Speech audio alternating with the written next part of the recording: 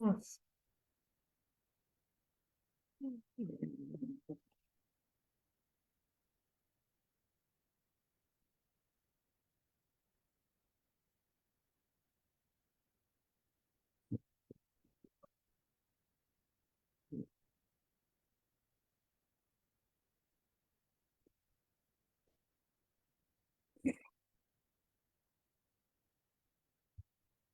all right. Here it goes. It's going to go ahead and kick off right about now. Well, Scott, thank you so much for joining me. And this is Carbon Matters live stream. And this is Carbon County Commissioner Chris Lukasevich. And I'm joined by Scott Pompa, my friend and immediate past president of the Jim Thorpe area school district. And what I wanted to do, Scott, tonight is really, I want to retrace a little bit of history, really going back to August of 2016, but then quickly move forward to January 6th of 2020, on forward to really today. And where I am at is, or in my role of county commissioner.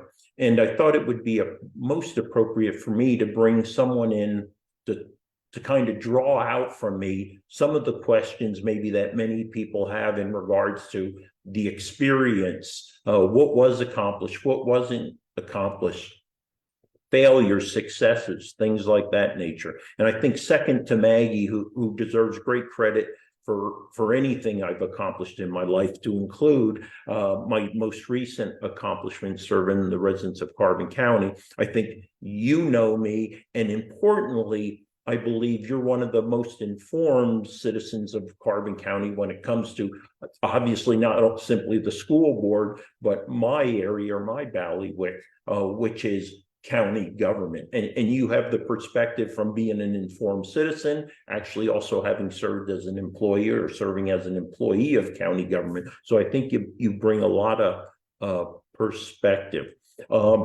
I would like this to be as free-flowing as you want it to be, but you're going to guide the conversation, and I'll be as frank and candid as appropriate and necessary to make sure everyone understands, my true feelings about all aspects of the occupation of being a political elected official here in Carbon County. All right, Chris. Well, first of all, I want to thank you very much for this opportunity. It certainly is an honor and a pleasure to be sitting here with you tonight.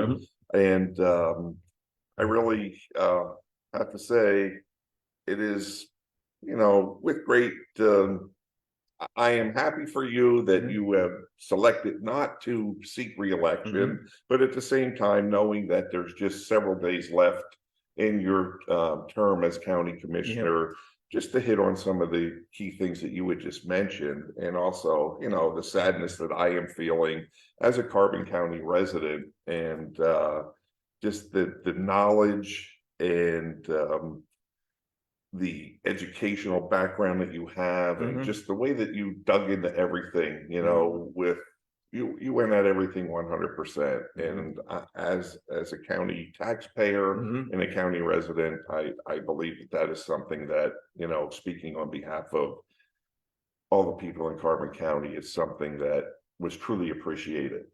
And I think I've told you this in other conversations.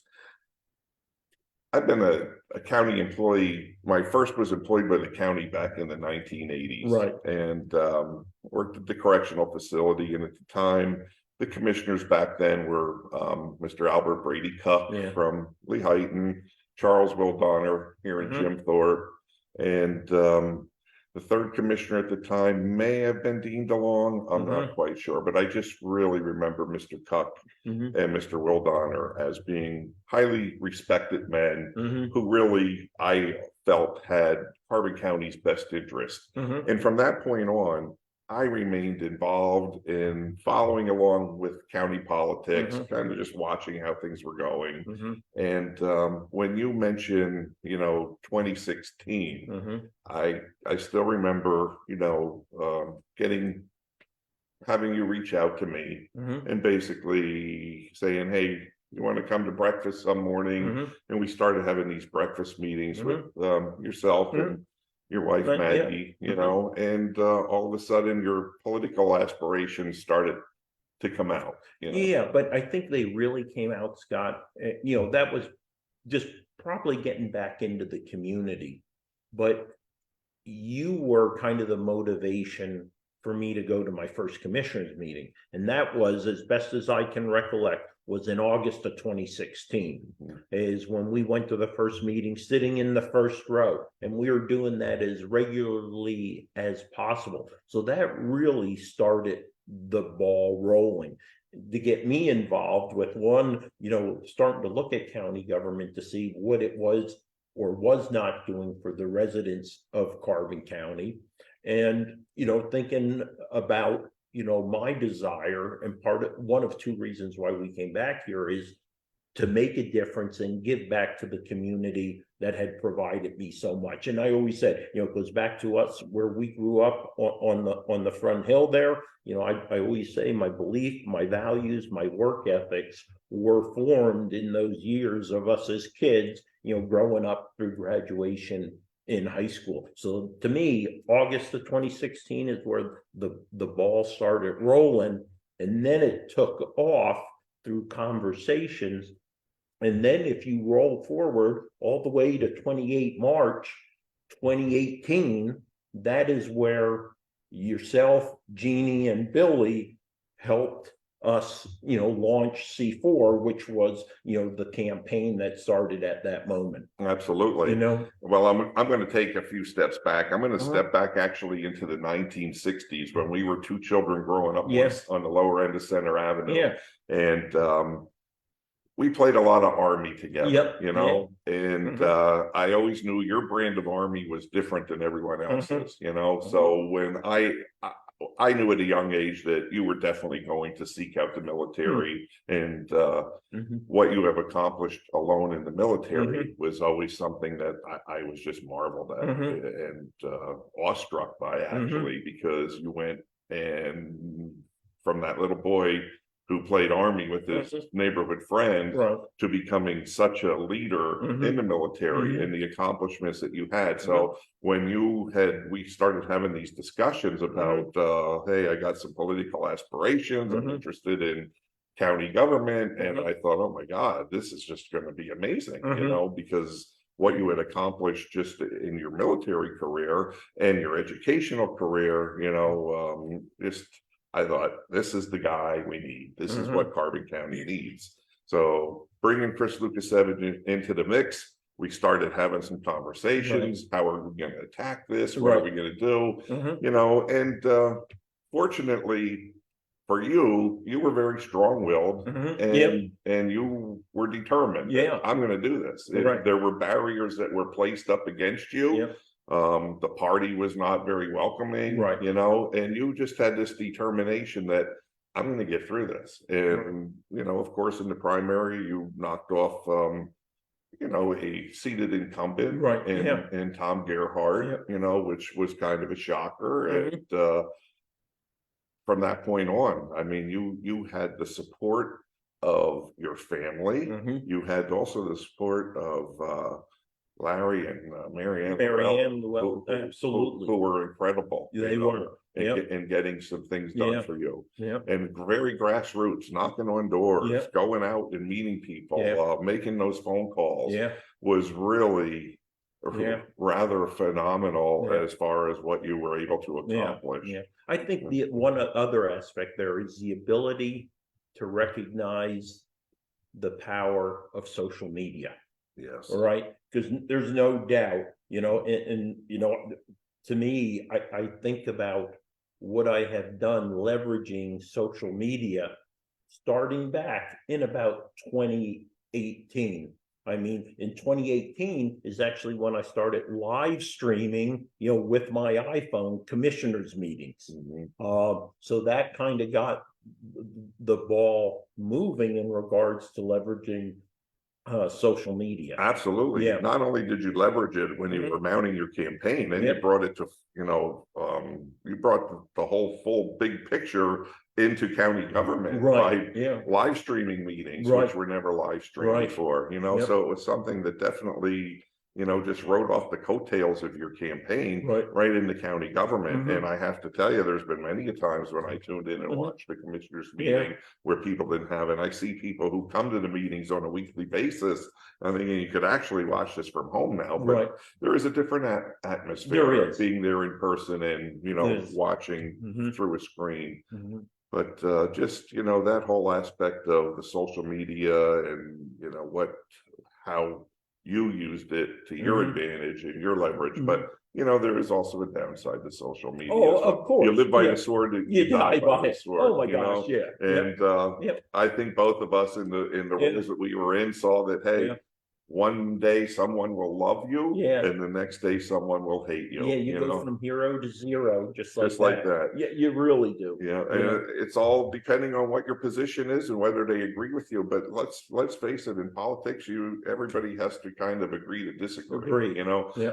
Now, here's the one thing that I don't quite understand, though, Chris, and you lived it more than I did. Is you got 3 county commissioners, okay, and you would really think everyone was elected to do the best for the county, but at times, there's like the inner fighting, and just so much of it was just formed on, well, this is my belief, where is it really going to benefit the citizens of Carbon County, or do we need to get into a power struggle over this? And I saw those power struggles, and I participated in my own, on the school board. But the school board is 9 members, county government is 3. You have 3 people who make up the entire county of Carbon and its communities, and you have these 3 people who are elected to make the decisions that are the best for Carbon County. And going into this, I really was very comfortable thinking that Chris Lukasevich is going to think of the people of Carbon County. And your slogan of "if it matters to you, it matters to me" is something that I always thought, if he says it, it's true. If you're going to bring it to his attention, I guarantee you there will be some follow up on that.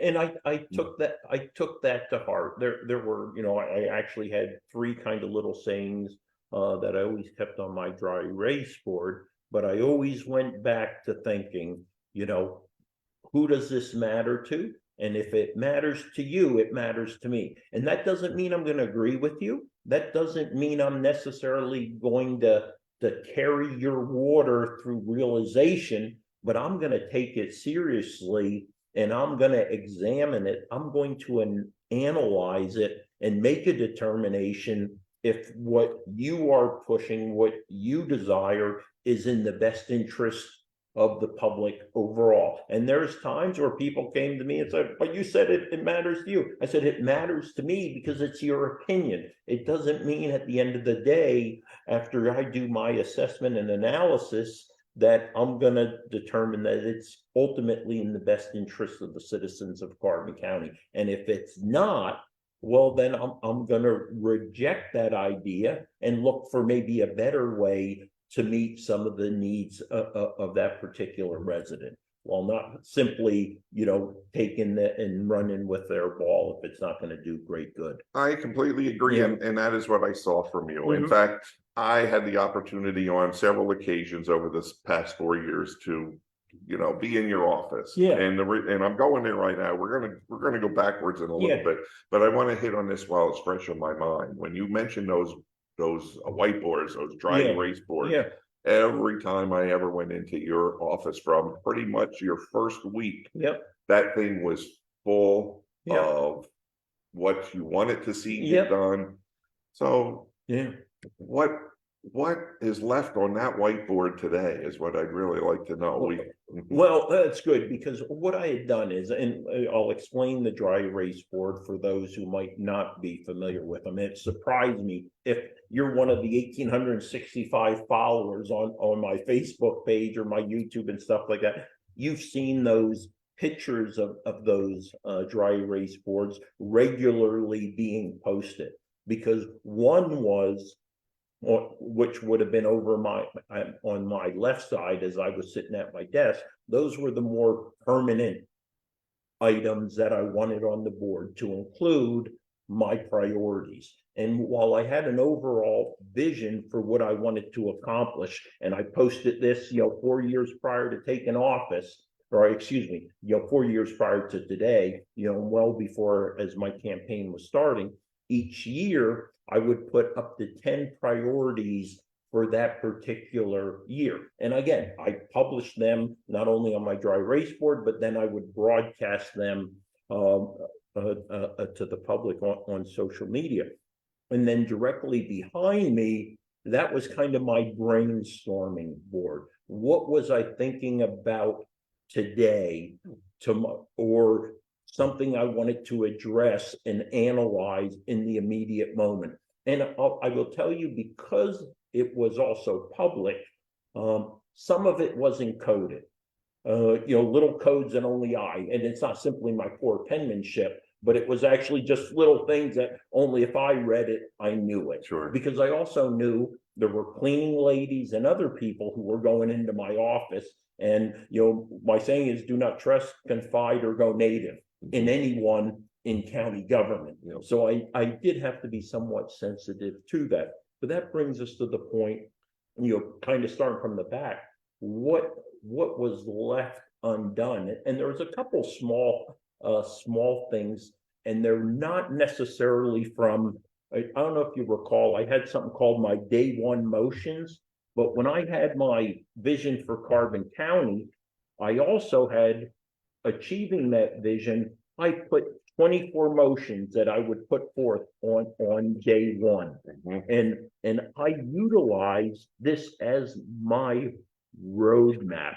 And really the only ones that are on here that I don't think I fully addressed, and I'm somewhat disappointed in, but I did ultimately ran out of time, ran out of bandwidth. One, I wanted to reduce the number of PO boxes. That's a little thing, but there are 21 PO boxes that continue to cost county government a considerable amount of money, right? Yep. Like I always said, we shouldn't be doing the post office's job. The post office job is to deliver the mail. They should be delivering the mail. We shouldn't have county employees spending 15 minutes every day going to pick up mail at PO boxes that we really had no requirement for. So while I ultimately, it would have been in year 2, Wayne agreed to go ahead and have it assessed, the practicality.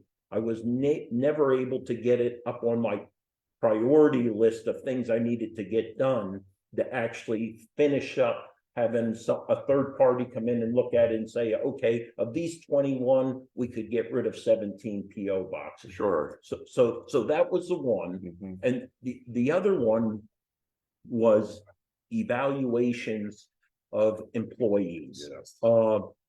And I finally, about 2 years ago, and I want to focus first and foremost on department heads. So what I did in 2021, I evaluated all 21 department heads that fall under the Board of Commissioners. I took them in at the beginning of 2021. I said, let's talk about your year. What are you going to achieve?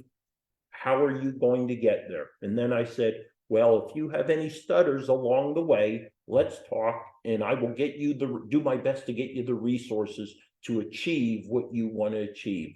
And then informally throughout the year, I would attempt to get down and just talk. Hey, how are things going? Do you have any issues? Do you have any problems? Or if I had a problem with the department head during the year, on the spot correction. Hey, I noticed we're having a problem here. What are you going to do to resolve it? How can I help you resolve that issue? And then at the end of 2021, I brought all 21 department heads into my office, boom, boom, boom, and gave them an evaluation and filed it. Because the issue is, at the department head level, the way it works in theory is the chief clerk, the county administrator, is the direct supervisor for 21 department heads. And there's no realistic way anyone can supervise or effectively evaluate 21 department heads. So what I actually ended up developing, I thought, well, why aren't the county commissioners evaluating department heads, right? So, we of course should be evaluating the chief administrator, but what my plan was, and again, that's one I didn't get to, is each commissioner, on year one, when they come in, each of them is assigned 5 department heads to assess in year one. And then the chief clerk takes 6. So that's 15 plus 6 is 21. So for that year, I would have, let's say, planning, tax assessment, tax claim, aging, public defender.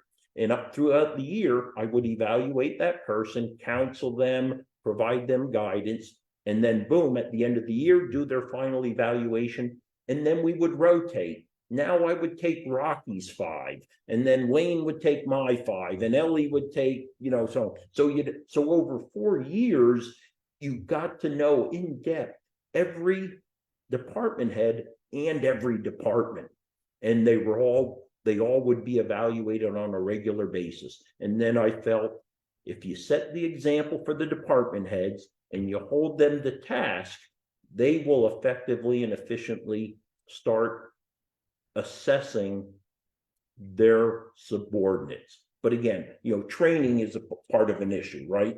You don't have good leadership development. Yeah. So again, you would have to coach them along.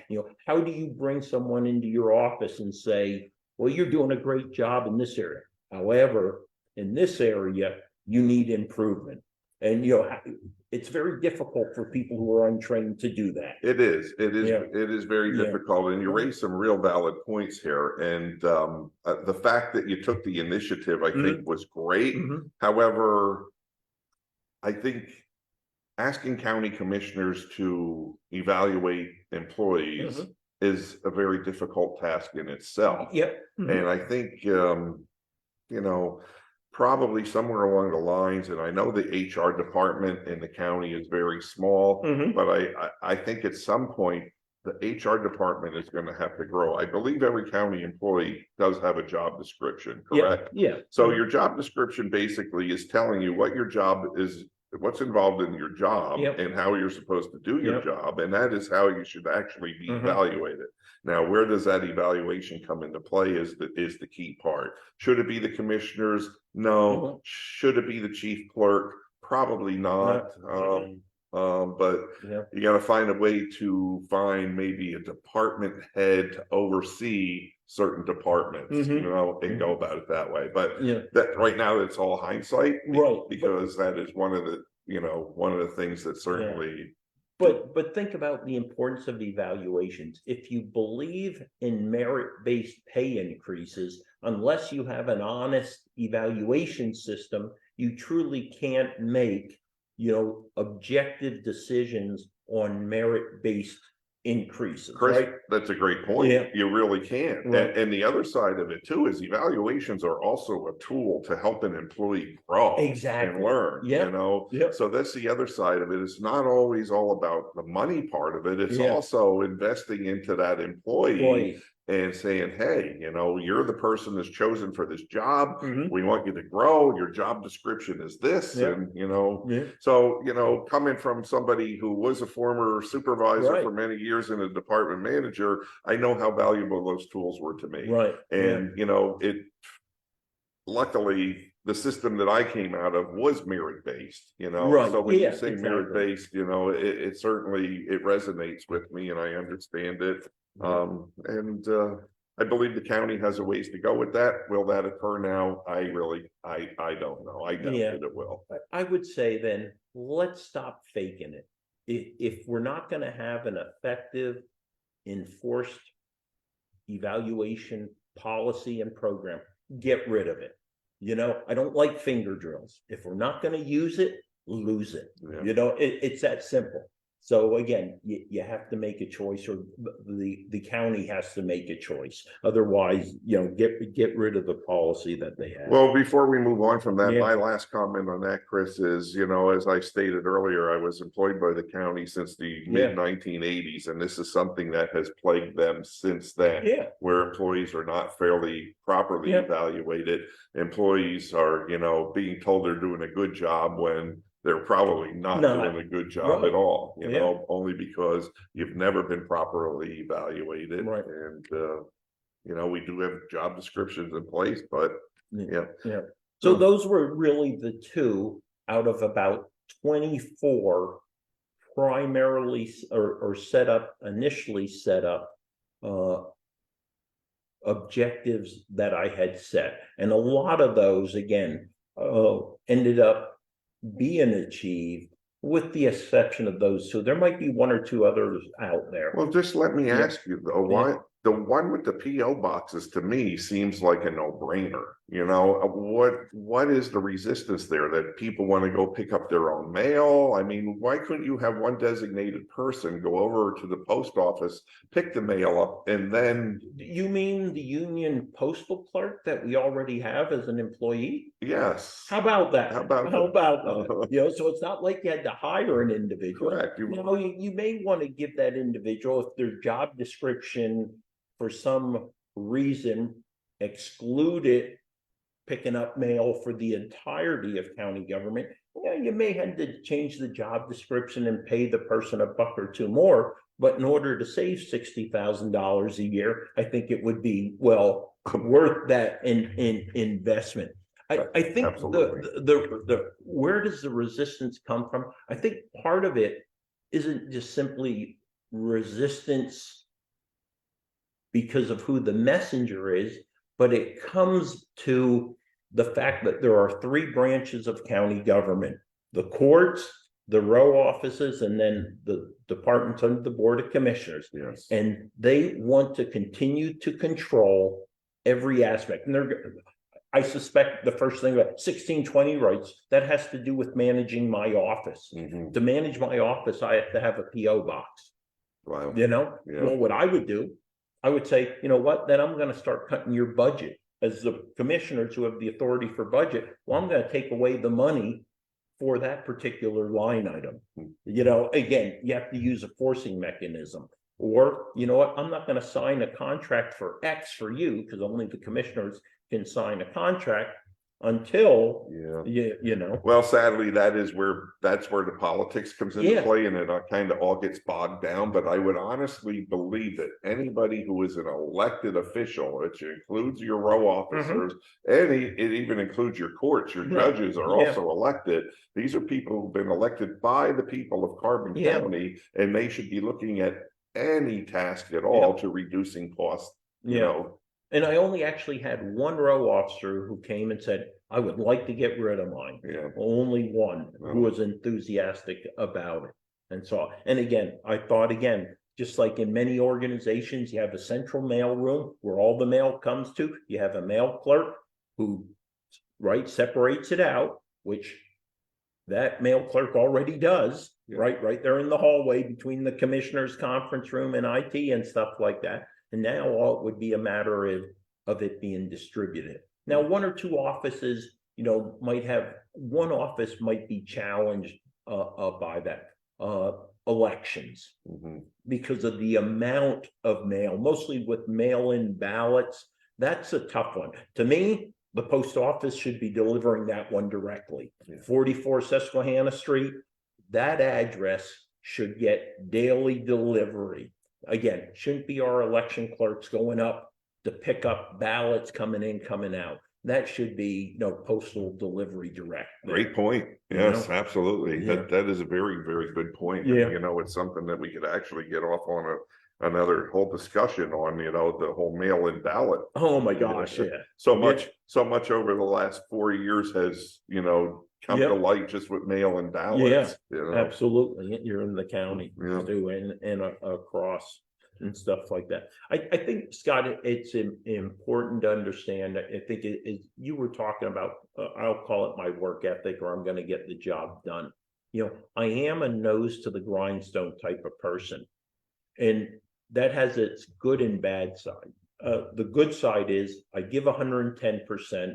And I get things done, and again, doesn't mean I move everything through realization, because some things getting done is the fact that, that was a dumb idea, right? And you drop dumb ideas. Sure. But again, it comes at the expense of other things like quality of life issues with family. You know, I'm a nose to the grindstone person, so you know what? I'm not big into personal relationships.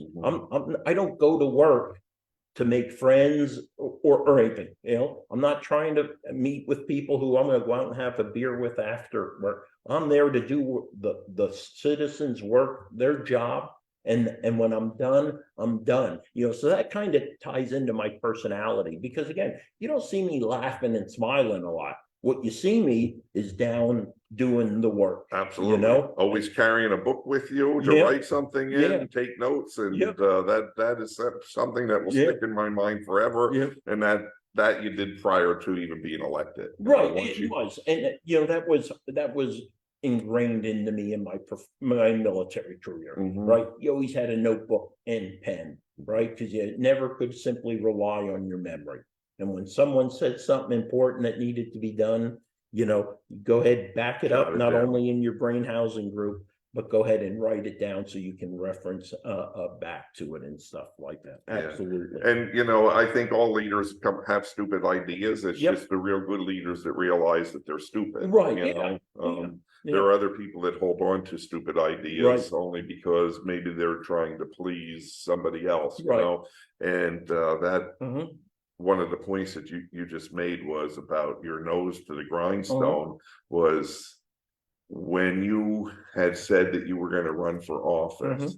I always looked at you as this is a guy who's not doing this to be somebody. Mhm. This is a guy who's doing this to do what's right for Carbon County. Yeah, yeah. And you know, not everyone has agreed. I mean, I've followed your social media Yeah. and I see some people like even the stuff to Mock Chunk Lake Park, which I thought was a great idea. Oh, yeah. People had issues with buses picking kids up and taking them to Mock Chunk Lake Right. Park. You Yeah. know, it's like, Yeah. wow, why would you? I Mhm. mean, God, these Yeah. kids, get them out of their house. They're sitting at home on Yeah. their electronic devices. We're seeing how bad social media is for mental health of children and yeah. teens, you know. Yeah. And here we have an opportunity to get them out and get outside, get some fresh air, go spend the day at the lake. Right. And I think it's so hard for us because, you know, growing up, obviously here in Jim Thorpe, we had a bus that we used all the time. Yeah. We went with one or two chaperones in a school bus with 40, 45 kids, maybe out to Hickory Run because we belonged to Kemmer Park summer program and stuff like that. You know, so to hear, you know, people who are resistant to allowing our youth to mature and develop, you know, is kind of concerning. Again, you know, things have changed in the world and you do have to take certain cautions or precautions and stuff like that. But I too get surprised sometimes by positions like that. Well, that was one that really kind of floored me, Yeah. to be honest with you, as I Mhm. was watching that whole thing unfold, and I just thought this was really great. And I saw Yeah. that there was opposition to it, and opposition from, you know, your people that are sitting up Yeah. in Yeah. the three seats, the Right. two seats Yeah. next to you, Yeah. you know, and oh, this is not a good idea. Yeah. How is it not a good idea? Yeah. You And know, unfortunately, we lost about 5 weeks of that program, but it ended up being, according to the assessment that Atlanta and Carbon Transit did, extremely successful to the point where they're looking at starting next year, 2024, probably mid-year, to make Mock Chunk Lake Park a regular part of one of their routes. yes. You know, and the story that AJ, the planner, gives publicly is about that one individual who, for the first time in their life, and you know, their time in Carbon County, they didn't even know Mock Chunk Lake Park existed. And they got on the bus, I believe it was in Lansford. The bus took them there, and she spent the day at Mock Chunk Lake Park. Incredible. You know, so again, you make it one person at a time. Yeah. So I think the beach bus will probably continue. You know, Well, I hope it does. Yeah. I mean, it may not, but I really, Yeah. and it's one of those situations where I can go back to and just repeat myself from earlier, where I said, when you are elected to that position, you don't get into these personal struggles. Oh, that's Chris's idea. I think Right. it's stupid. Right. Where actually, when you think of the big picture and how it's going to benefit people in Carbon County, it's a no-brainer. Right. Well, I will tell you on 6 January 2020 with my day one motions, that's was the resistance. Not these are good ideas, Yeah. but these ideas come from this individual. Correct. And therefore, yes, we will oppose them. We won't second them or whatever the case may be. Well, the surprising part for me, Chris, was to see that actually play out and come, to that head. Yeah. Because I think we experienced quite a bit of that in your whole election campaign. Sure, of course, yeah. And then to see that here now we have the 3 elected officials, and it's still going to continue, was a bit mind-boggling to me. But it was that thing that really made me realize politics can be downright ugly. Yeah. Because sometimes it's, you will overlook what is best for everyone because it is the idea of this person or we didn't like him from day one. But did you know on 6 January 2020, you could have sat at home, and I think and watched that on social media. Now, I will tell you on 6 January, that was coming off of my iPhone still. And for many months after that, that was coming on. But, to me, that was one of my greatest accomplishments. One of my 2 was transparency in government. Oh, absolutely. And what I did. Now, on 6 January, the 2 commissioners voted against live streaming. Or they probably didn't second the motion, might be more accurate. They opposed live streaming meetings. So there's never like a good emergency to take advantage of. So what happened as soon as COVID started? Yeah. I knew I had it. How about so then boom, Uh-huh. I knew I would make it happen. So I just took advantage, because otherwise I truly believe we still wouldn't be live streaming today if it wouldn't be for the fact that COVID came and I was able to take advantage of that and force it through. Chris, that is a great answer. And that was Yep. one of the things I was going to ask you Yep. about, because we had experienced the COVID thing, you know, on the Yep. county level and myself on the school district Yeah. level. And some of the stuff that we walked away with was rather amazing with what we were able to accomplish with the assistance of COVID. Right. For as bad as it was, it made some things better. Yeah. And I have to say, now that I think of it in hindsight, you were probably correct that had it not been for COVID, these live streamings probably would have been. Oh, they wouldn't, and I found too, then I was able to take it to the next level, because when we did the renovations, quote unquote, the renovations, it was basically a complete rebuild of 44 Susquehanna Street. I was able to get all that technology into that space also. And at the same time, that's when I was able to push through the motion that all public meetings would be live streamed. So today, all public meetings are expected to be live streamed. The only one we have a little challenge with, and I still live stream myself, is the Mock Chunk Lake Parks and Rec, just because they don't have their own system out there yet. So other than that, all our public meetings are live streamed today. As they should be. Yeah, but what's important to that, though, it's not simply the live streaming, because I love the transparency issue, because that's so important to me.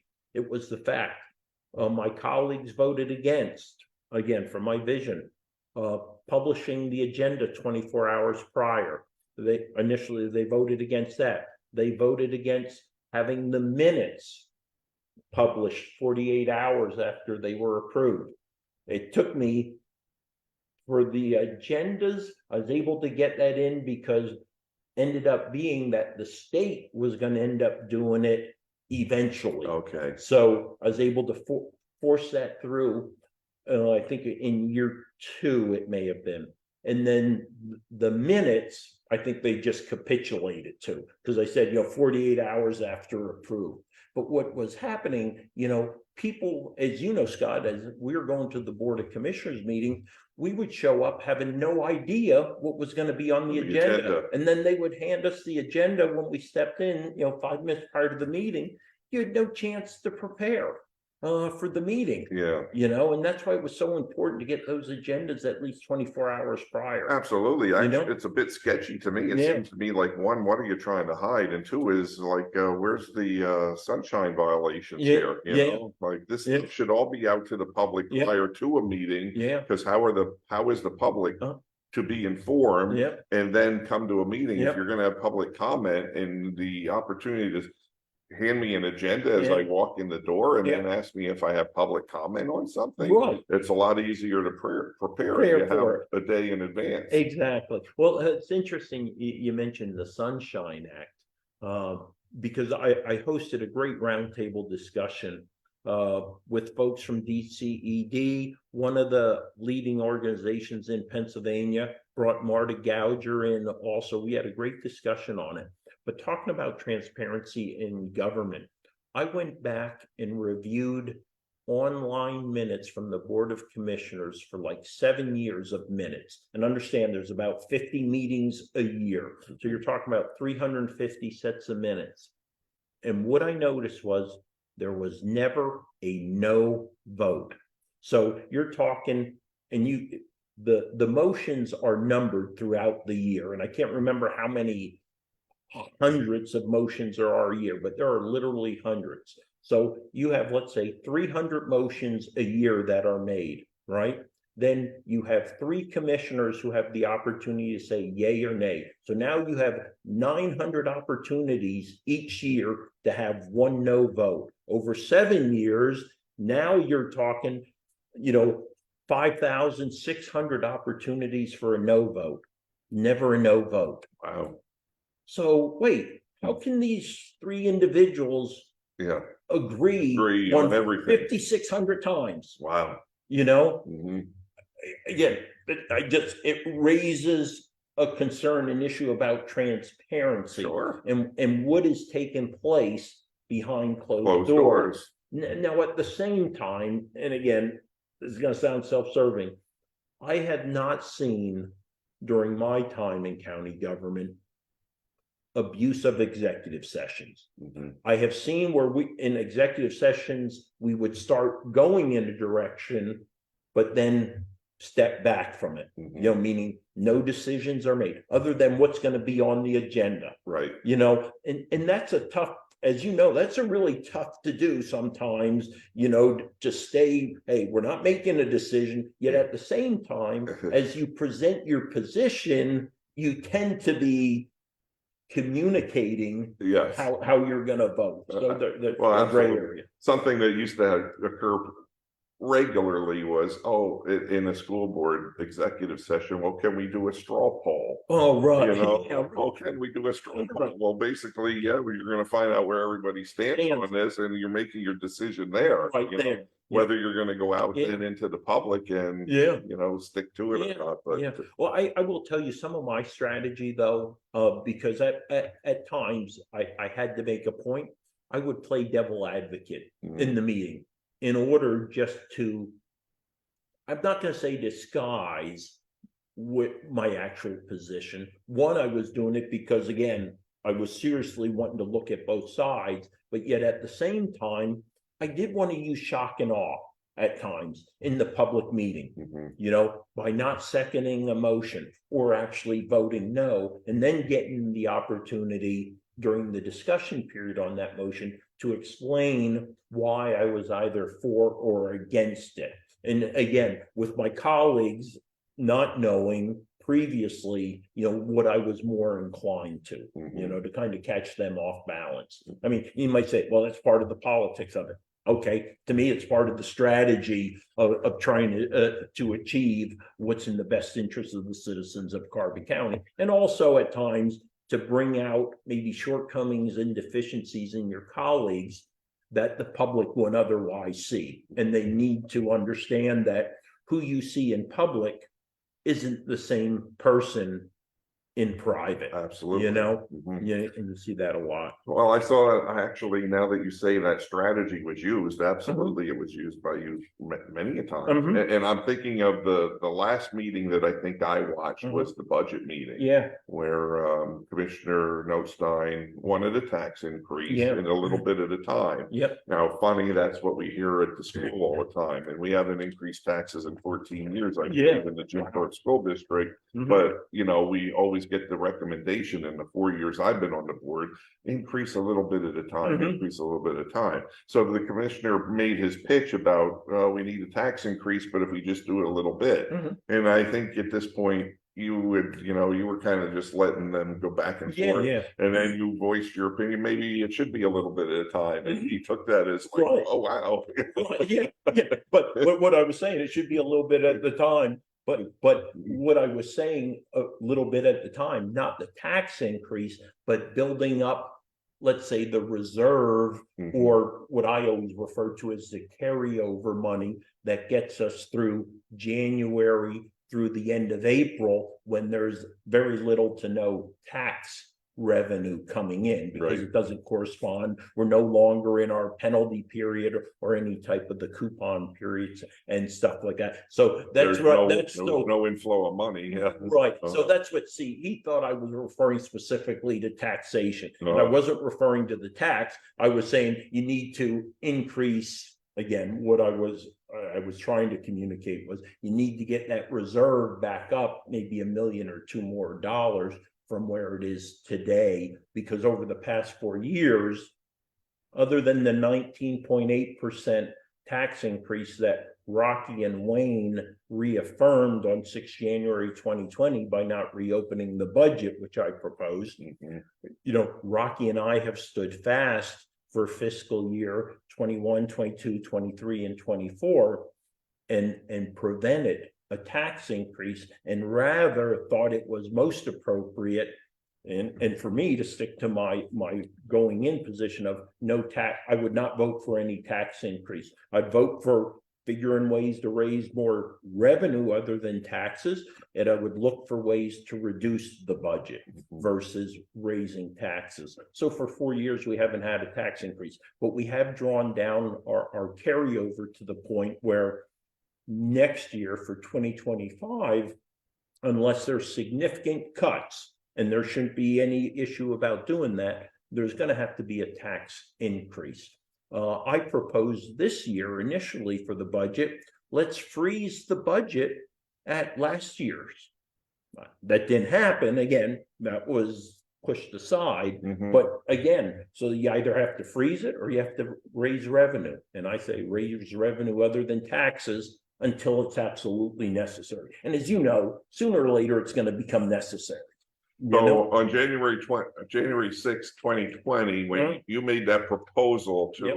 reduce taxes on senior citizens, I believe. That was another one. Uh-huh. Right. Yep. And it was, again, my colleagues don't read the fine print. They don't listen. What it said is to assess the viability of a senior tax rebate program, which would have reduced for senior citizens 66 and over who have 10 years residence in Carbon County and have paid property taxes for a minimum of 10 years. So I didn't want someone coming from New Jersey, you know, tomorrow and get the same benefits of someone who's been here forever. Right. Each year you would reduce their county taxes a $250,000. Now, if they were a widow or a widower, it would be 0.50 or a $500,000 reduction each year. Now, I looked at the actuary tables and stuff like that. So normally, you know, a gentleman's going to last until he's about 74, 75, a woman till 79, you know, so I did all those numbers. So I had a pretty good sense that we could have pulled it off for senior citizens. So where was the county going to make up that lost revenue? They were going to have to make it up by either reducing expenditures or finding other revenue streams to do that, unquestionably, tightening the belt. But again, I would rather have senior citizens still in their homes than being put out in the street, you know? And bottom line, it was a humanitarian gesture. because senior citizens are struggling to meet the challenge of affordable housing. Because just think about the number of short-term rentals that Carbon County has gained in the last 10 years. So all those short-term rentals have taken away, right, affordable housing. Yes. Right. The other issue is, as you get older, you don't need a 3 and a 4 bedroom home, but you're paying taxes on that. And so we have to help senior citizens, right? So they're talking about, well, let the state do it because there's a little rebate program. I think it was $650 a year. Now it's a little bit higher. Yeah. I said, you know what? I'm going to take care of our own citizens. Yeah. Don't count on Doyle Heffley and Argyle to do what we should be doing. Sure. Taking care of our citizens. And it was a rebate program and not a tax reduction, because a rebate program you could do. A tax reduction, because of the law, we couldn't do on our own, but we could do a rebate. Are there any counties in the Commonwealth that currently do any programs like that? I honestly don't know, but I had a legal team from Lancaster County who actually pro bono reviewed all of my day one motions for me. They invested a lot of time pro bono, highly recognized a law firm from Lancaster County. And every one of those was at least within the realm of the possibility from a legal perspective. Now they didn't go in and look at the dollar figures and stuff like that. But again, what I said, Scott, was assess the viability. I didn't say do it, because that's not what I do. I don't go in and say do it. Almost any motion I make, it's about, let's assess it. And then if it comes back, then based upon the results of the assessment, then let's vote on it if we should move forward. Chris, to me, that's just unbelievable. And and it's, again, a testament to you and the work that you did. You just didn't go into anything and throw it out there and say, we're going to try this. You actually had people look into it, check it out to see if it was something that could actually be pulled off. I'm very concerned moving forward, because I don't think we're going to have anyone else that does anything like this, Well, I hope we do, though. Again, I'm not. I do too, but the known, it's not a known, it isn't a known unknown. Actually, it is a known what's coming in. And so there's nothing that shows me that depth of analysis will take place. I can't be hopeful like you on that one. I don't see it. I mean, it would also say, on my 60 some, what I call passionately assertive driven impact. So items that I had a decisive role in successfully moving forward. One of them that worries me most, and it probably isn't significant to the residents of Carbon County, is written correspondence, formal written correspondence. When something left that office that was going to the governor, that was going let's say to the board that would look at prisoners and consider their early release from prison, those types of formal letters, there's only one person who drafted those. And quite frankly, I'm going to talk as humbly as I can. And I'll tell you what, and I am no brain surgeon. I'm a simple graduate of Jim Thorpe High School.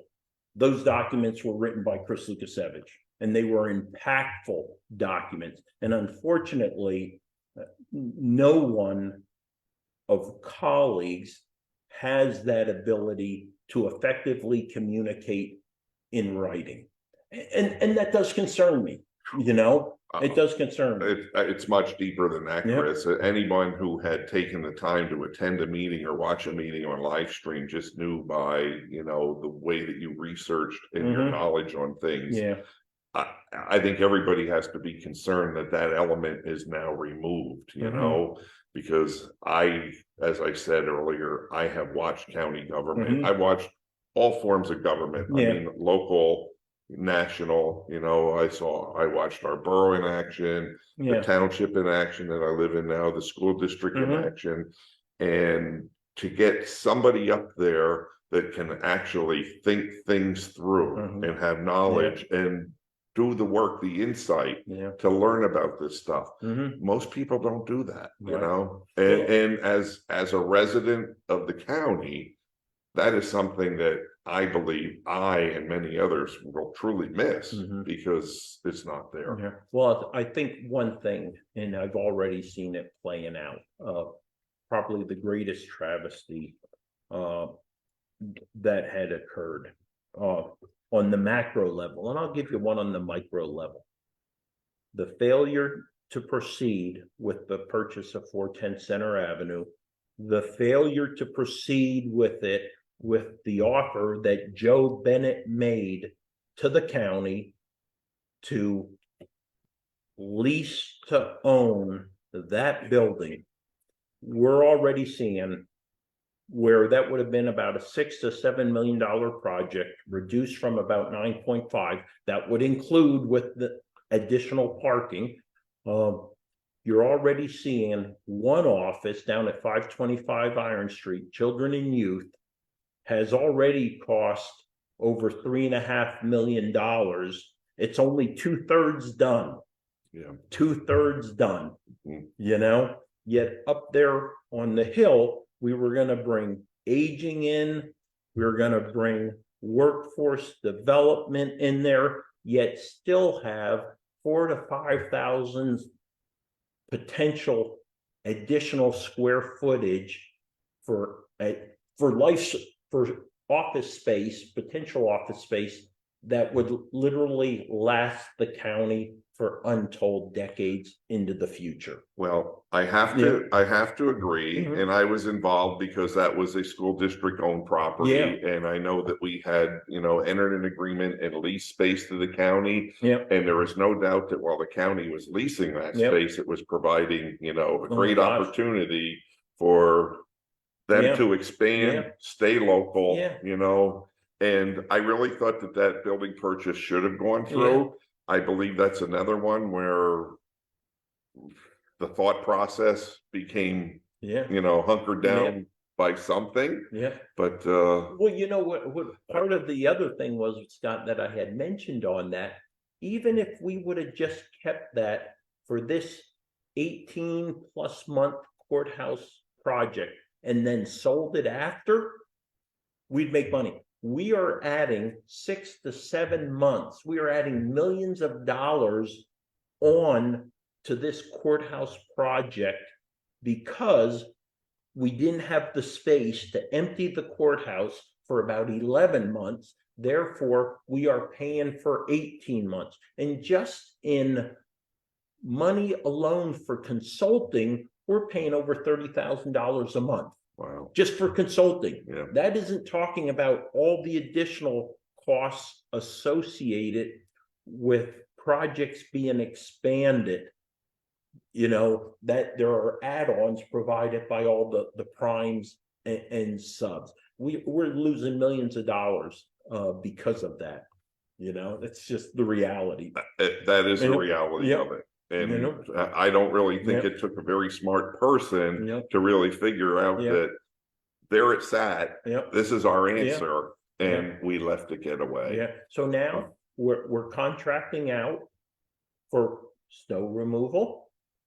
We have our maintenance and IT guys, when there's an issue, now they're spending 20 to 25 minutes on the road having to go down there, right? Once you start decentralizing government, what happens? All these additional costs. Now you're hiring additional cleaning ladies. Now you're hiring, your maintenance, your IT staff, any of the services. Now you have another sheriff who has to be down there, So all these additional costs, and just the O&M costs of independent facilities compared to bringing people together in an upgraded, basically a new building.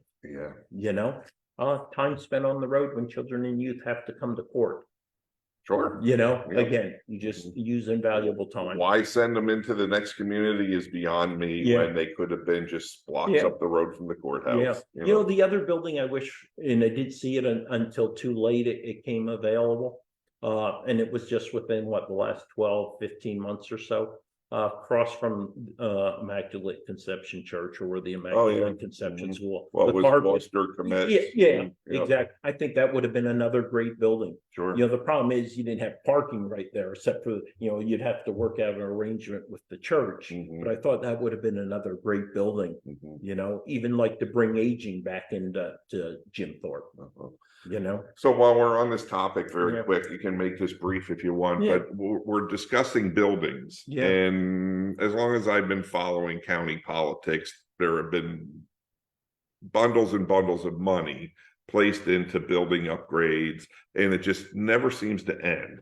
Now, I get it, you're limited down there, you're expanding, you're bursting at the seams, but at what point do we realize we're putting out all this money for buildings? And then I'm thinking of Commissioner Arner, who is determined to give every employee a raise, okay? And you have employees who are disgruntled, who often bring up, they're going to go put, you know, millions of dollars into another building, but they won't give us $1.50 an hour, you know? So what are your thoughts on that? Well, I think it's a fair argument. And I think what we should be providing individuals are not Taj Mahal spaces, but sufficient spaces to do their jobs in a comfortable environment. That gives you hopefully the slack or excess money in order to do things like salaries. However, my argument would be a building, quote unquote, is a one-time, one-year investment. You spend $3 million, you pay for it. Salary increases perpetuate forever, you know, so it's somewhat apples and oranges, but I would rather invest in people than I would in buildings and facilities. It's just like in schools, right? You know, I would rather invest in good teachers than I necessarily would in the building itself. Sure. Because I think you can learn in a simple a facility and Absolutely. not a Taj Mahal like facility. Well, You know? most places today, you see people working in little cubicles, you know, that's it. Everybody gets their little space, and some of them are tiny, you know, and that's what they have to work. That's their work environment. And, you know, depending on the job you do, if you're a secretary or something like that, that's pretty much all the space that you do need, you know. Now, investing into people is something that, you know, the county has high turnover, you know, they've had for years. Most of the time, I'll ask you this because I really don't know. Do they do exit interviews with employees when they leave? You know, they do have informal conversations in HR. And I believe that is truly more recently in the last year or so. I mean, but they've always been informal. So there isn't a checklist of, here are the 10 questions. There's no paper trail. Right. You'll see a commonality. Right. So when you come in for your final checkout, sit down and please. Why are you leaving? What could we have done differently? You know? Exactly. And that's something we talk to the new HR director, and we see that's a shortcoming and deficiency. But importantly, that's why, you know, something that took me 4 years to do, and all the row officers really resisted it the first time, was the employee survey. Remember, we just did here was a week or so ago, the quote unquote, the sensing sessions for recruitment and retention. Well, really, that was something that was, again, a day one motions about doing an employee survey to try to find out what's important to you, to the employees, what's going to help us recruit people, what's going to help us retain people, all those little issues. It's interesting. It is almost like when I sent out an email to the row officers about it, like this was about 2 years ago. I should print out all those emails. Every one of them, it looked like they all sat down together, and they all, except for one, sent me an email saying, no, they didn't want to participate in any employee survey because they didn't have a say in what the questions are going to be and things like that, you know. But guess what? didn't you guys all just show up a week ago? So I got you in the end, and guess what? And all your people are going to a union, so you don't have a say at all anymore, my, because they just formed 2 more unions. really? Well, Yeah, see, that's yeah, 2 more unions are forming. That's what happens when you Yeah. have unhappy employees. And I will tell you, let's go back to 1986 when Scotty Pompa was working up at the Carbon County Prison as a corrections officer, and our warden was going down and getting raises for himself. And he'd come back and we would say, Yeah, what did you get for us? Oh, I didn't get anything for you guys. Well, the next thing we're a bunch of disgruntled people. Yeah. What do? Pick up the phone and call the Teamsters. Sure. Hey, would you be interested in taking Mhm. us on? Yeah. So we had our vote, but that's what happens when you have employees who are not happy, Yeah. may not trust the boss. Yeah. We're going to get some representation here, and Yeah. somebody's going to get us some raises. You Right. guys aren't doing it, Right. but the other side of that is too, they will pay union dues. They may have some things done for them like we did, $1 an hour for the first 3 years. Right. And then all of a sudden, hey, you're maxing out. We're only getting you 20 cents now, Right. and then they become disgruntled again. Again, right. The grass is always greener. Unions Right. are always not the answer, Yeah. but in this situation, I can say I can't blame them. Well, you know what? Interesting enough, the sense is there were more people actually opposed to the union than actually interested in the union. Mhm. However, those opposed didn't vote, didn't go to the vote. Oh, you're kidding? Oh, wow. So if you check the numbers, Mhm. it was just slightly more than a handful of individuals voted. Interesting. It's all the individuals who didn't go and vote and say no. Or heard the feedback from folks. So and now- we know the numbers, we know the numbers and Mhm. stuff like that. So now they'll be stuck with a union that they really don't have to join, I guess, if they don't want to. Right, that's what I'm saying, right, Uh-huh. because they'll still be represented, Right. right? They'll still be represented to some point, Yeah. right? How energetically, well, we shall see how they do. But it's interesting you mentioned the Teamsters, because the prison union has changed from Teamsters I to heard. the NCEU. Mhm. So that's something that's still really in progress, that full transition taking place to the NCEU and stuff like that, Yeah. Well, Well, it was odd when we would have contract discussions, our Teamster representative would come to the meeting and want to talk about truckers and guys getting blown off the top of trucks versus, what these correction officers are up against, because the Teamsters weren't really involved in that, side of the employment of COs and Right, prison. yeah. So it used to be interesting is that we would go and sit and watch the talks evolve. Yeah. And our rep would all of a sudden just start talking trucking, Oh, where we had no connection, relationship to trucking Sure. whatsoever. Yeah. No. So let me ask you this though, Chris, you took some tough positions and you resisted some things that you were pretty successful in resisting too. Like I believe back in the early part of it was the windmills that were trying to come to Penn Forest, Yeah, it's interesting. I somehow, I started with the helping advocating against the windmills in Penn Forest, and then I got so passionate about it when the opportunity was presented to kind of be an advocate and be another opposing voice for the ones up in Weatherly or in Packer Township. Yep. And then all of a sudden I'm starting to see kind of the conservation side of me come out. And I take that back to my time maybe working at Beltsville with Vince Gogol or something like that, because these issues have become so important to me, because I recognize one of the things I love so much about this area, and I think we value about this area, is its natural environment. So how can we protect our natural environment? Well, the aesthetics or the scenic scape, the viewscape is, keeping those windmills off our ridge lines first and foremost. But then you start thinking about, well, how do we protect Mock Chunk Lake Park? And that went to, basically, buying the Canic property. Interesting. Another opportunity, another demonstration of my colleagues' failure to vote.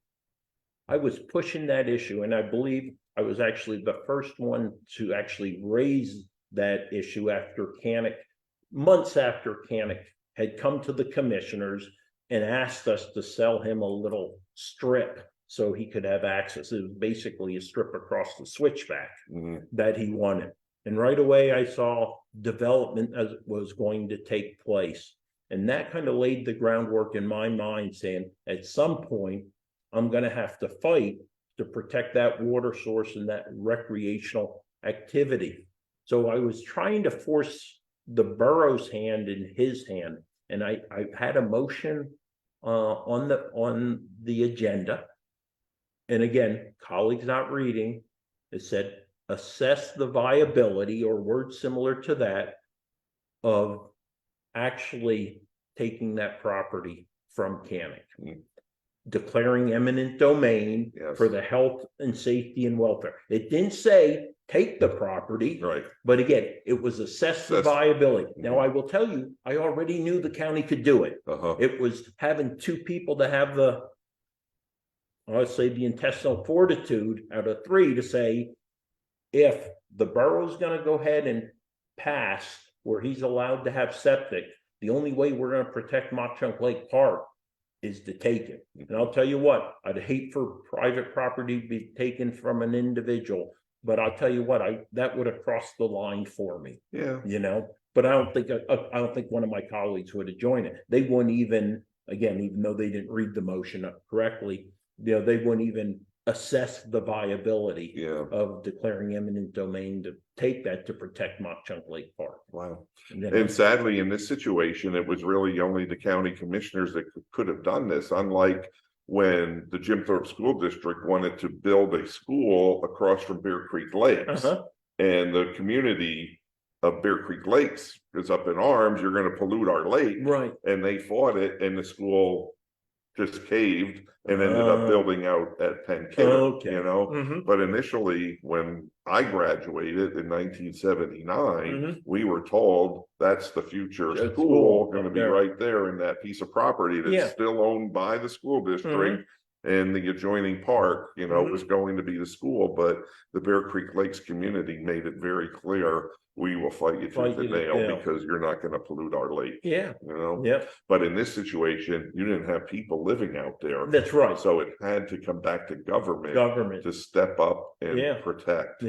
Well, and one level of government wasn't prepared to do it. What happened was, the only reason they ended up voting against it is because we gave them the opportunity. We created the breathing room for them to vote against it. Because I have no doubt that if it wouldn't have been for county action, they would have voted to allow septic systems on Mock Chunk Lake Park. It may have been 4-3 or whatever, but I think they clearly had the votes to go ahead and allow septic systems to be built in that particular area. That's sad. That's scary. But we got those 45 acres. He came to us and sold it eventually, because he knew it wasn't going to be able to be built on. So good for us and good for the county, to have 45 acres on the other side.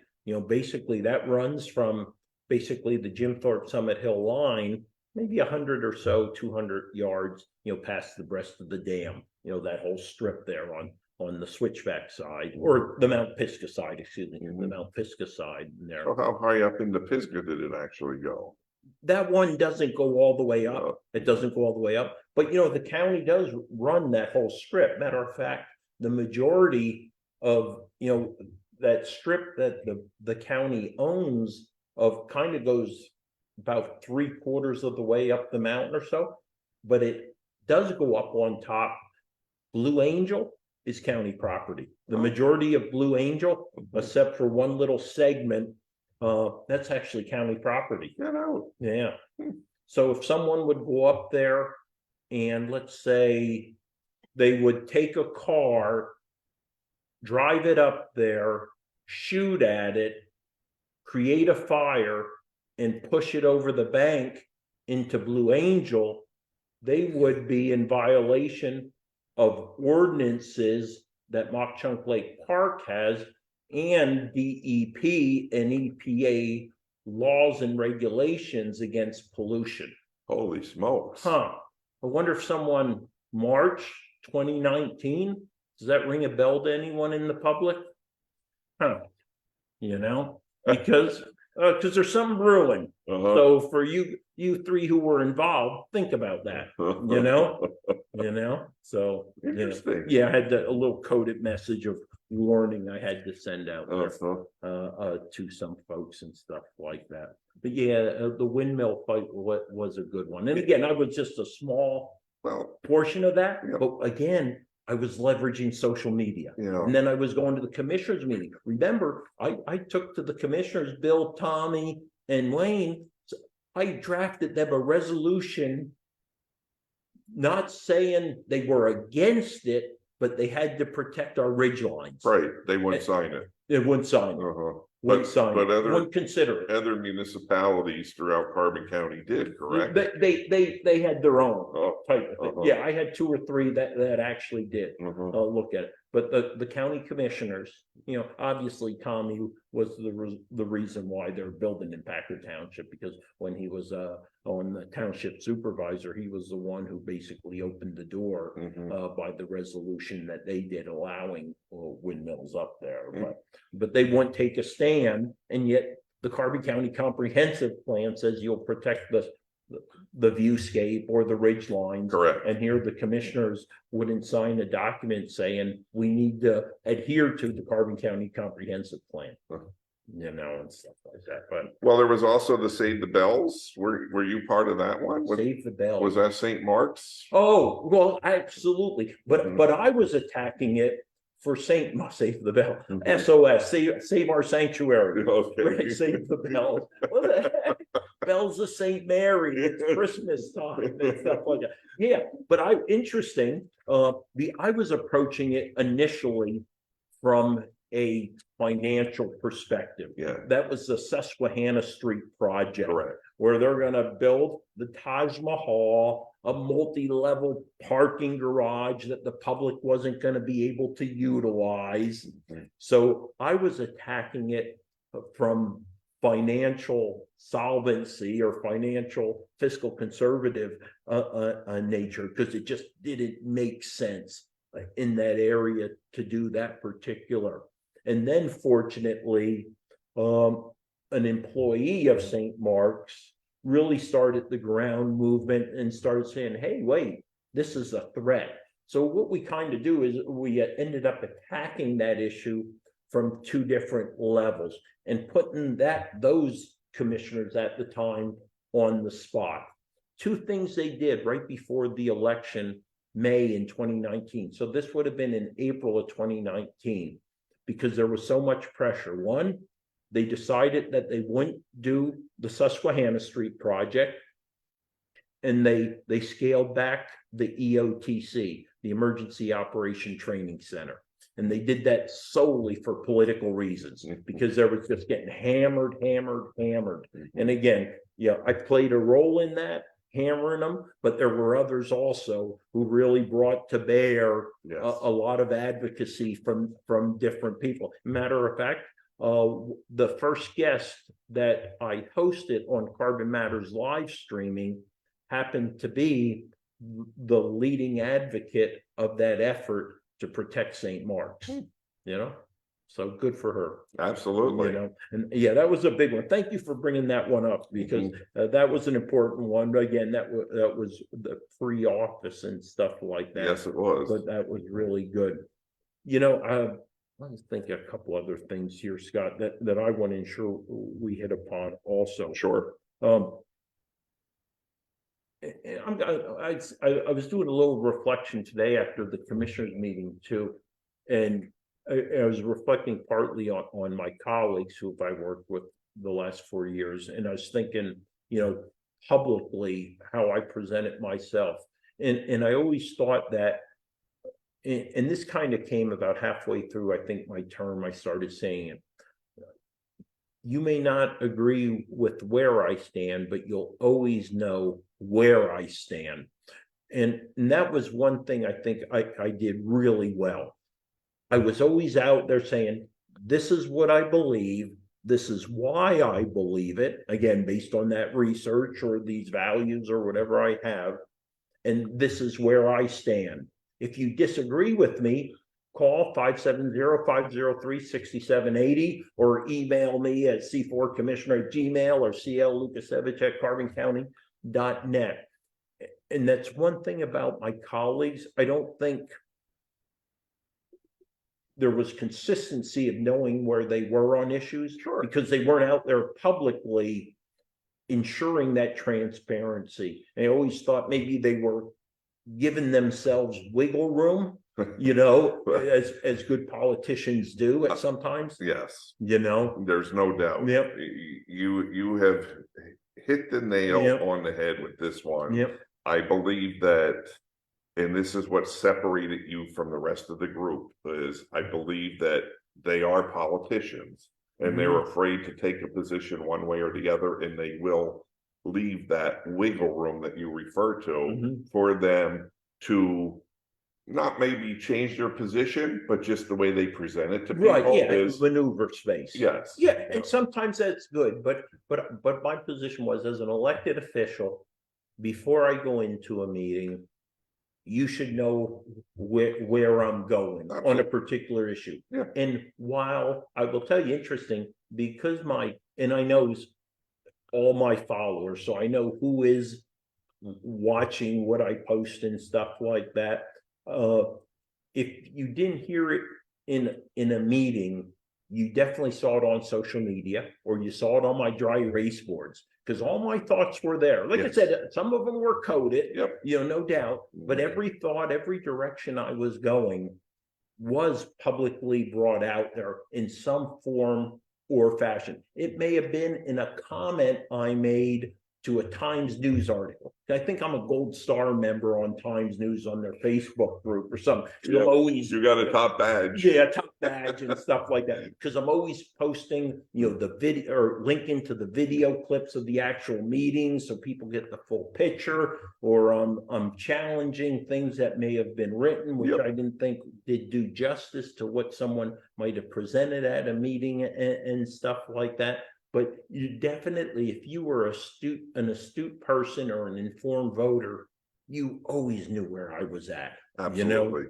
For better or for worse. Well, you know what, Chris, I approached my position in school board the same exact way. Yeah. And I feel at times it hurt me. Well, of course but it does. At the same time, I just felt like, hey, honesty is what you're going to get from me. Right. And it's best to know where I stand. At least you're going to get the God's honest truth out of me, rather than for me to say to your face, oh, I agree with your position, when I really don't, and a lot of people do play that game, unfortunately, and they have no problems getting reelected. Right, exactly. There's a cost to being honest. There is. And transparent and stuff like that. Although you would think that would give you an advantage, right? It does not. It doesn't. And it's interesting, and I'm going to throw some data out there because I'm a data person. Talk about transparency, and again, I've been leveraging social media, primarily Facebook, but also YouTube, LinkedIn,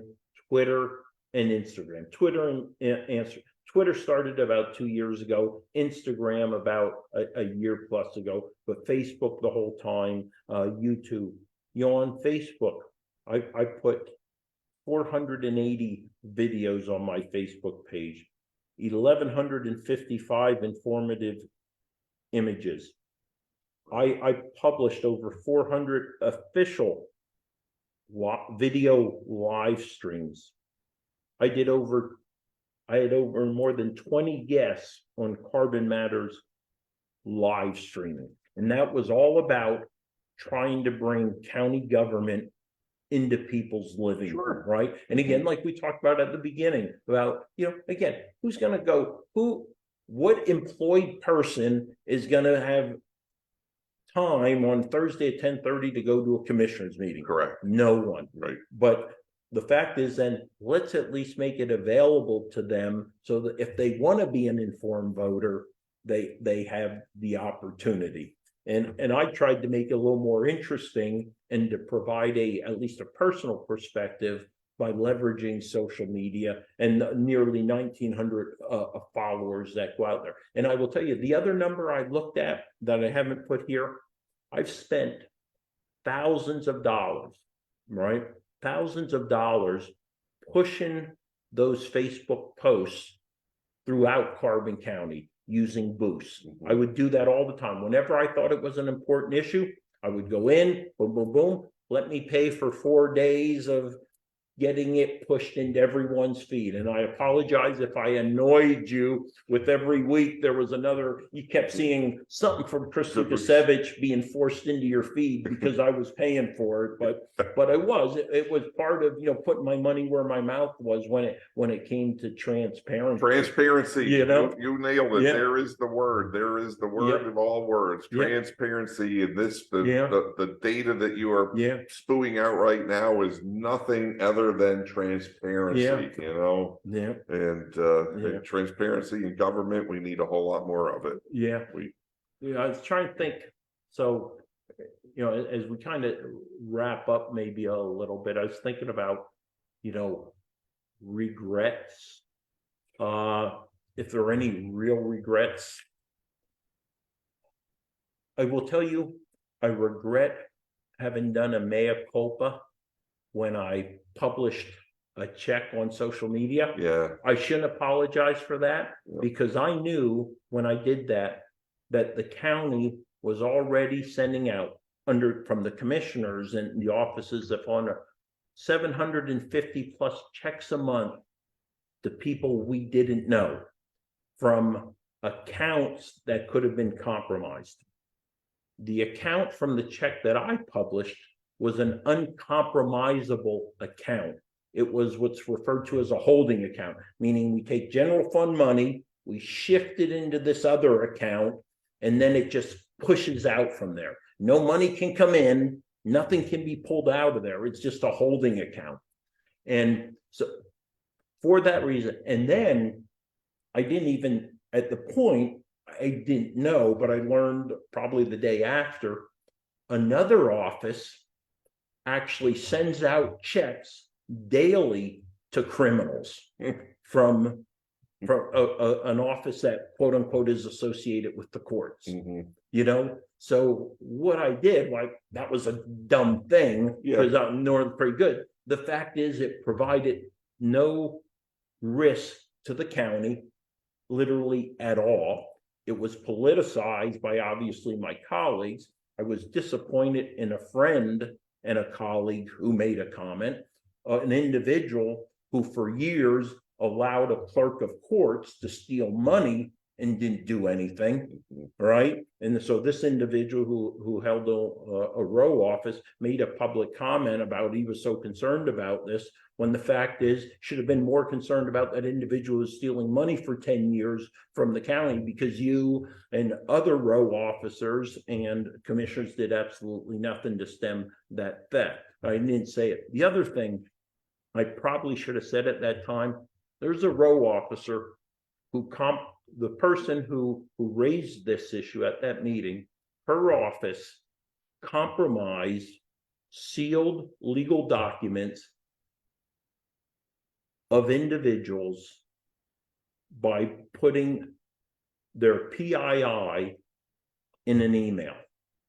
And I kept my mouth shut. And as she was speaking, I was sitting there saying, should I bite my tongue or should I go on the offense and attack? Because these were sealed cases, right? That no one should know in that office. And what I did when that occurred, because I was part of that email distribution, what I did, I emailed back to the individual who did that. And I said, hey, I think you should be aware of what you just did.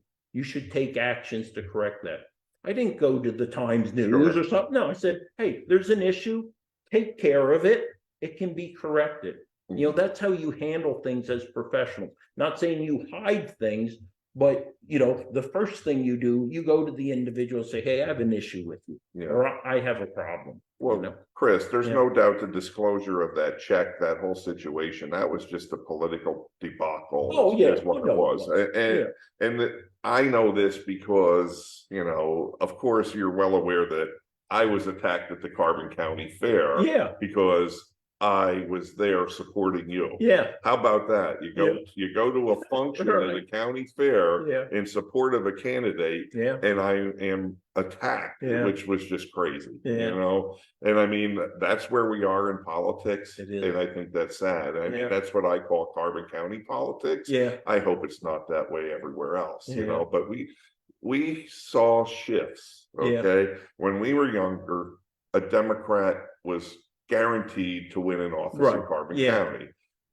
Along comes Donald Trump, and all of a sudden the Republican Party is growing stronger and Right. stronger, and people want Yeah. to be Republicans. And many Democrats who I knew were longtime Democrats become Republicans, you know, but the mentality is what really scared me. Yeah. And it really came to light for me when I was invited to the Lincoln dinner. Mm-hmm. And I sat there that night wondering, this is my party. Right. I mean, I've been a Republican from the day that Charlie Wildonner, who was a Democrat, called Right. me at the Carbon County prison and says, if you're going to be a county employee, don't you think you should at least be a registered voter? Right. And Yeah. you know, my family was always strong, valued Republican. Yeah. So I registered as a Republican Yeah. and have been one since. Mhm. But when you go and sit in a meeting like that and you're attacked at a fair, you know, Right. because what are the values of this party? Yeah. It's very scary. Oh, you know? yeah. And then you got somebody coming along like a Chris Lucasevich who Mhm. could really help us grow. Yeah.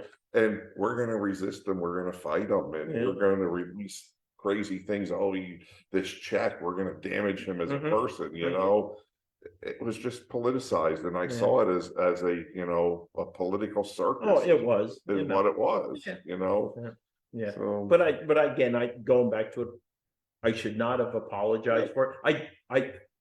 I took ownership of my mistake, is what I did, and that's how I was brought up in the military. You accept the mistakes, you take corrective action, and you move on. But in this particular instance, you know, hindsight, 72 hours after, said no, absolutely should have just went boom on the offensive and attack, yeah. as tends to be my nature Yeah. at times, and maybe it's my passionate assertiveness, as I like to refer to it. What I'd like to do you have any last questions? Let me just check Comments? well, no, I think I've covered most of Yep. what I wanted to do. Yep. There is one last thing. You know, when we talk about money, as long as I know we're running short on time, No, but sure. I just want to hit on the amount of revenue that is being generated by the parking that is allowed in the county lot and by tourists. You know, this is tourism. They are basically providing a huge shot in the arm to the county's financial, you know, projections for anything. Where can we borrow money from? We're going to borrow it from the parking fund. There is a huge amount of revenue there. I know the county is not really in the tourism business. Correct. They don't run the trains. They don't do anything like that. Right. So they generously open up their parking lot, which is, Chris, the December that we just went through was like a December in the 4 years that I have worked in the parking department. I never saw anything like it. It's just growing and growing larger. Now, I know you're moving on, but this is the one thing that I don't quite understand. And this also comes from my experience in the school board. Governmental agencies that don't work together, I just don't quite understand. I mean, this is a situation here with this parking. We saw what happened in October, where people really have to get together and say, what are we going to do? You can't limit the people coming in. No, you just can't say we're shutting our town down. Right. You know, don't you let anybody in that parking lot. They have to keep going through. That to me is like declaring martial law. You know, you just don't do stuff like that. But everybody needs to sit down at the table and figure out what are we going to do, because it's just getting larger and larger. But the county right now is a huge benefactor because of the parking. And we will be, depending on what occurs the next 3 days, but we are $17,000 away from $1.1 million, which is a high.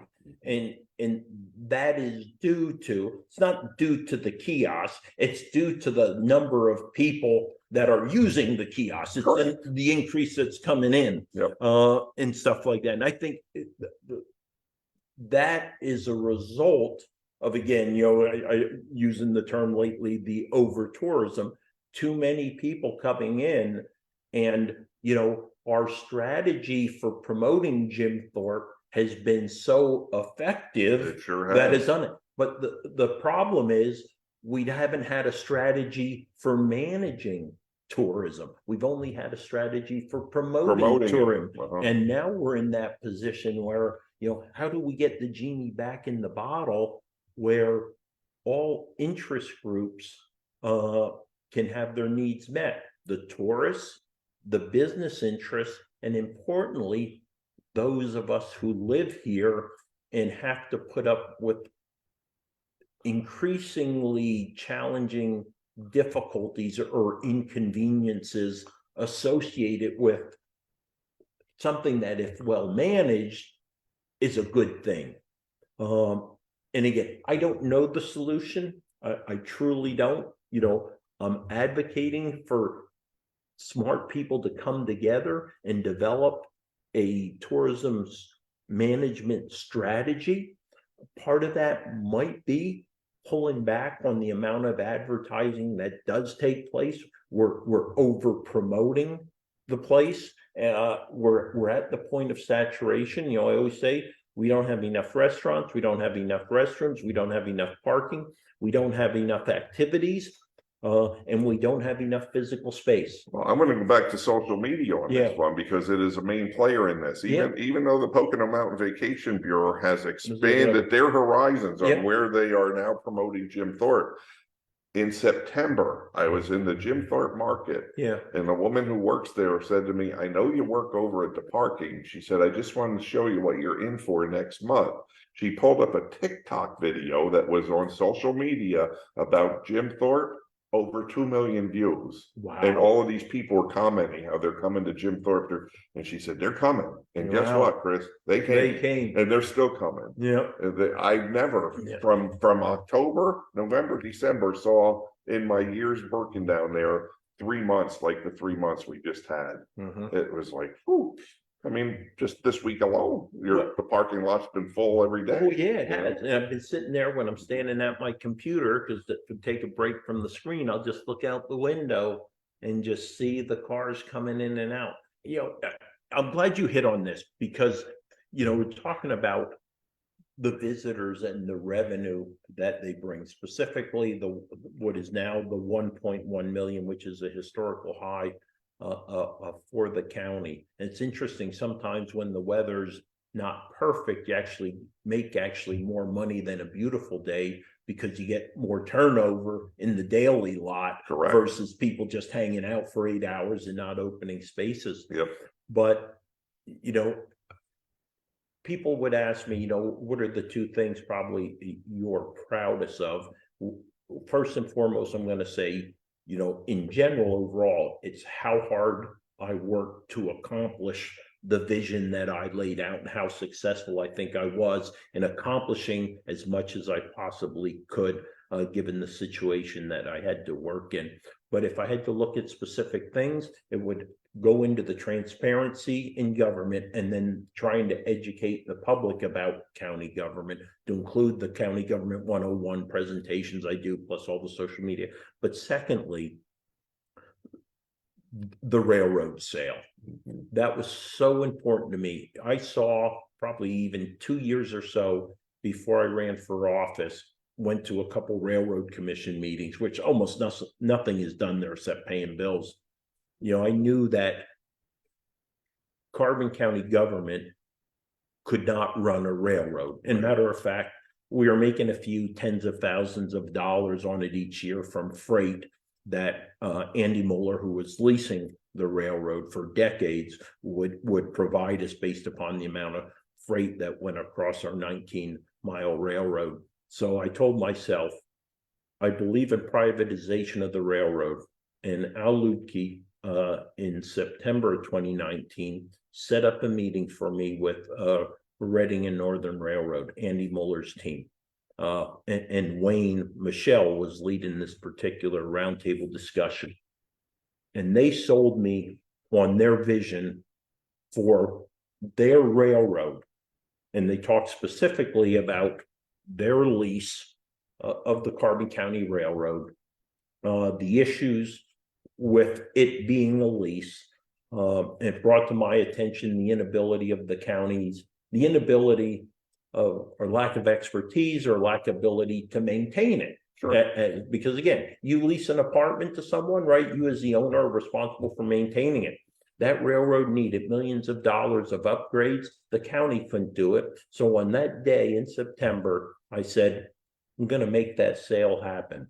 And I made that sale happen. And I tell you what I love so much about having made that sale happen is no one knows that I actually made that sale happen. Wow. But I'm going to tell you that myself and one individual from the railroad made that sale happen, regardless of what other people may think or say, or you may say your role in that sale was.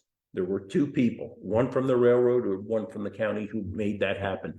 But what was so important about that wasn't about helping the railroad. It did help the railroad, but it also helped Carbon County in this way.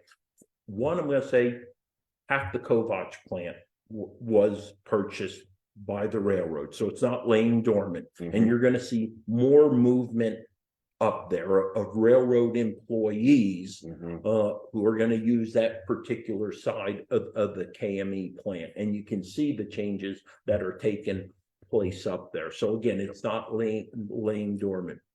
Importantly, though, what's driving the parking revenue is that train. Oh, absolutely. That train is driving it. And once Andy made additional investments, in-kind investments of already a couple $1 million into the railroad tracks in Carbon County alone, and he is only required to make $1.7 million of in-kind investments. He's far exceeded that.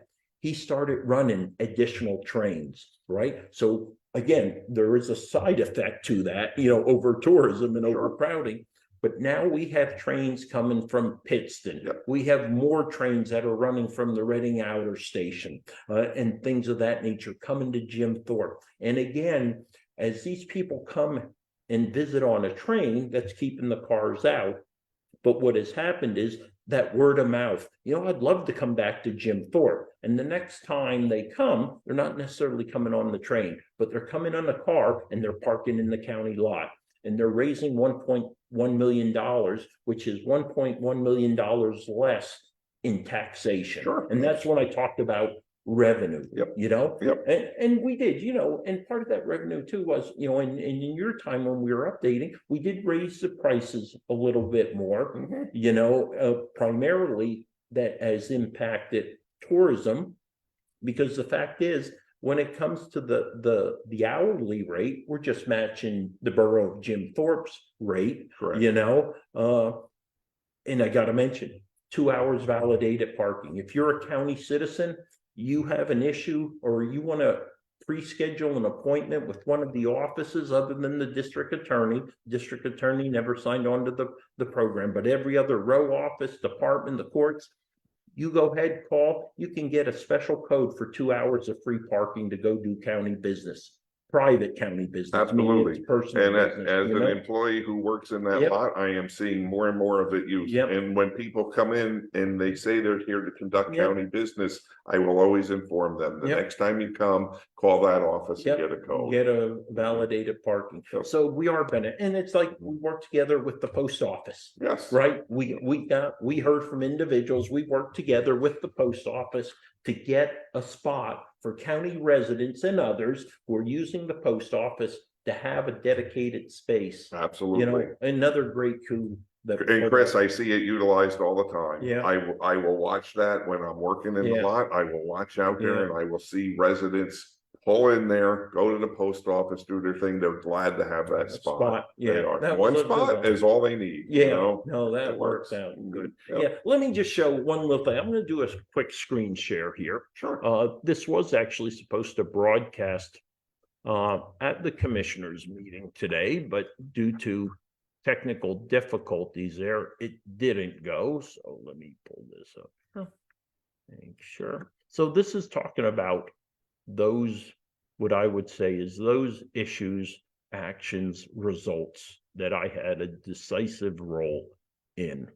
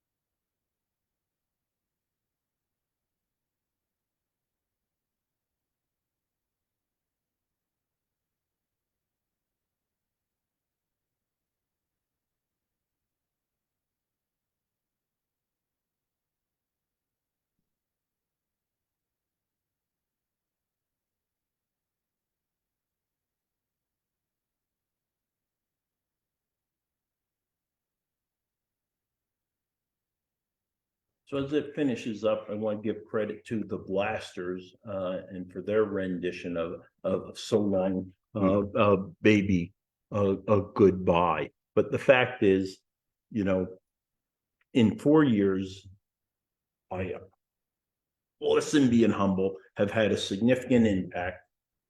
I've achieved what I wanted to achieve. I've paid the debt that I had. And as I've always said, a debt is like a mortgage. And once that mortgage is paid, you don't keep sending the check to the bank. And in my 4 years, I paid that debt, and that debt was the payback for, you know, being brought up here in the values, the work ethics, the beliefs and values under which I was raised in this community. So I've done what I've intended to do on my first term in office. And I'm happy and content. Absolutely. You have, Chris. Yeah, thanks. And I, on behalf of everyone in Carbon County and myself, All right. I just want to thank you for everything that you have done for this county. Thanks, Scott, and thank you for being along on the ride. It's been a fun ride. It has. I've enjoyed it. And can I ask one last question? Yeah, of course. Is there a future in politics, or? Well, I did make a promise to my mother. If she reaches her 100th birthday, I would run for office again. Not ruling out any other run at any other time, but I did make the promise to her if she reaches 100, and that is what, 3 years away, Maggie? Yeah, that I would run for political office again. Now that could be dog catcher, but I promised her I would definitely run and stuff like that.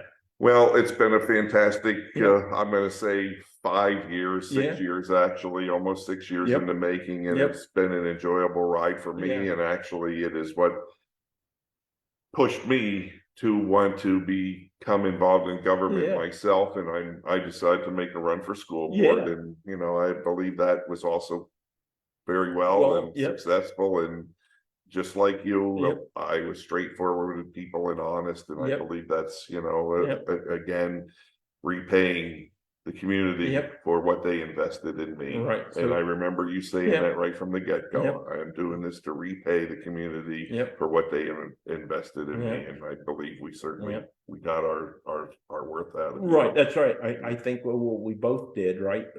The citizens we serve got a return on their investment. Absolutely. You know, whatever that was, whatever that investment was, they got a positive return on it, be it your role in the school board or mine as a county commissioner. And again, 2 kids from up on the hill making a difference. Absolutely. Right? And if I have one word to anybody out there, be involved. Yep. Pay attention. Yep. And really follow what's going on in your Yep. government, because it does impact you every day. Yep. And to sit back and think that it doesn't is really a miscalculation on your end. Yep. Good night. All right. Good night, everyone. Have a happy new year. Happy New Year. Yep.